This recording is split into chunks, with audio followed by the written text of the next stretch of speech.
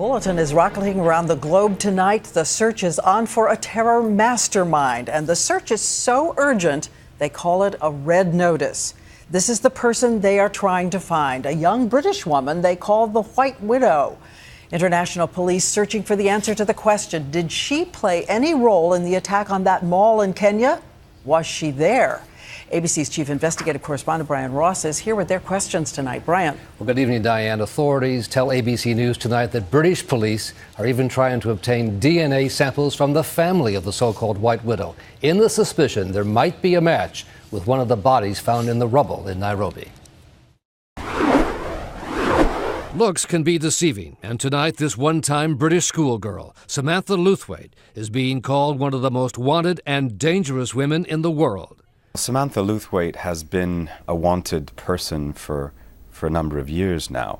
Today's worldwide Interpol alert for Lewthwaite comes as authorities in Kenya seek to find out if she was involved in the brutal attack on the Westgate Mall. Based on her known ties to African terror groups and eyewitness accounts of a mystery woman who was part of the attack. My instinct right away was there's a woman throwing a grenade at us. Kenyan officials had earlier reported all of the attackers were men, including some who dressed as women. But counter-terror experts say the 29-year-old Lewthwaite has been actively involved with the Al-Shabaab group and its Kenyan offshoot, which claimed responsibility for the mall massacre.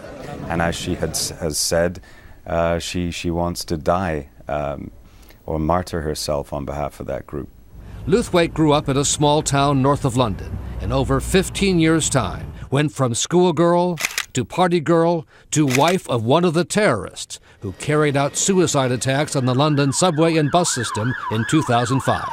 After the attacks, Lewthwaite, the mother of two, denied any knowledge of her husband's al-Qaeda ties, and family friends described her as a decent girl.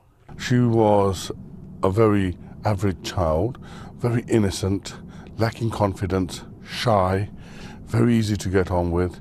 But since then, authorities say Lewthwaite slipped out of England with her children and joined up with African terrorists, traveling to Kenya on a forged South African passport under the name of Natalie Faye Webb. We know that she was a figure of some importance within the organization at an organizational level. British tabloids call her the White Widow, and she reportedly wrote in diaries seized by police that she wanted her young children to grow up as terrorists and die like their father.